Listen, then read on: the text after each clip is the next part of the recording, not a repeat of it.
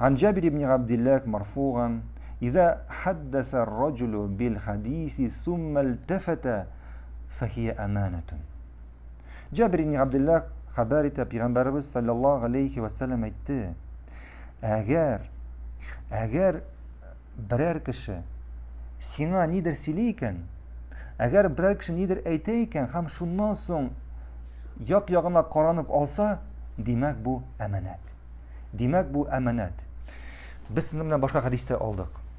Agar senga amanat etib aytdilarkan, bu amanatni saqla. Masalan, senga biror kishi kelib aytdikan, hozir men senga bir ayb aytaman, buni bir kishiga aytma deb. Sir etirib aytaman senga. Mana bu amanat bo'lib turadi.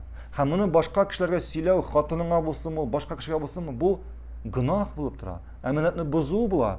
Ham mana bu hadisda ko'rganimizcha, shloq amanat bo'lib turadi.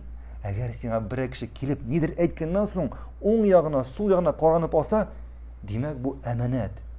U bu amanat deb aytmasa-da, bu amanat bo'ladi. Chunki g'olimlarimiz bu hadisga tafsir yasaganda, u o'ng yog'ini, so'l yog'ini qaravi, uning boshqa kishi eshitmadimikan deb inanuva.